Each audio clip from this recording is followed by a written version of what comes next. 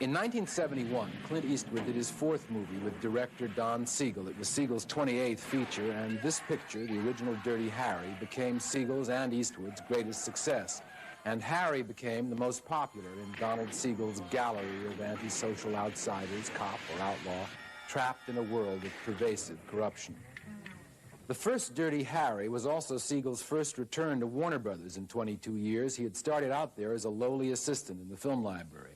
Born in Chicago in October 1912, Siegel graduated with a B.A. from England's Cambridge University, then got a job almost by accident through an uncle who knew a producer at Warner's, worked his way up quickly through editing and second unit work to become Warner Brothers' one-man montage department. Remember montages? This is a montage sequence from Yankee Doodle Dandy. Don Siegel wrote and directed this montage and hundreds of others, often without credit, for several hundred Warner films made between 1933 and 1942. Certainly montages, from which he moved to shorts, he won 2 Oscars for shorts, then low-budget quickies, taught him a lot about action. And Siegel has for years been famous in hip film circles as among America's great action directors. Siegel learned not only how to make every unpretentious second count, but how to get some personal and social meaning past the front office, too. His 8th feature was his first success, and a good example of all these qualities. Released in 1954, produced by Walter Wanger, Riot in Cell Block 11, made in documentary style with no stars, shot almost entirely at Folsom Prison, still remains perhaps the best, most honest prison picture to come from America.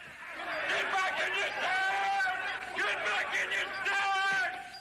A couple of years later, Siegel and producer Wanger did probably the subtlest, scariest science fiction thriller ever made, with probably the worst title, Invasion of the Body Snatchers, the original from 1956. The one about those giant pods that grow in the cellar and then take over people's bodies, rendering them without feeling, without emotion, creating a nation of insensitivity. A veiled attack on the red-baiting McCarthyism of that period, and still a potent allegory on any kind of totalitarianism. The more innocuous seeming, the more dangerous. They're here already! You're next! The picture was supposed to have ended that way, but as Siegel told me once, the studio were pod people themselves, and so insisted on a more comforting flashback structure that badly blunted the film's amazing intensity. 2 tough 60s action thrillers Siegel directed, both compromised in ways by studio interference, are both still vivid, hard-edged looks at the kind of jungle society we live in.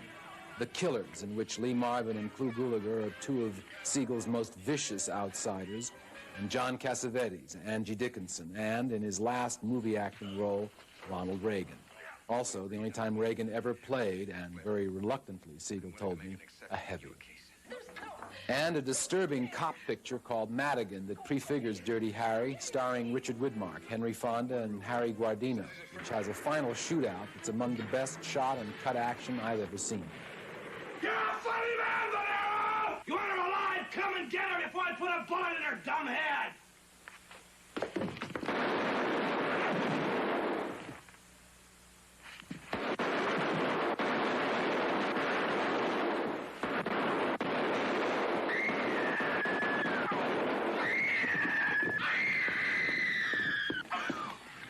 That same year, 1968, Siegel did his first of 5 Clint Eastwood pictures. The actor has praised Siegel as his favorite director, the one from whom he himself as a director has learned the most. Coogan's Bluff is the first, Eastwood as an Arizona cop trying to find a killer in New York City. And Escape from Alcatraz in '79 was his last with Eastwood, a return to prison for Siegel and another tough look at social misfits, among whom Siegel says he numbers himself, identifying as he did with the disgust Harry feels at the end of Dirty Harry, a scene Siegel had a little difficulty persuading Eastwood to do.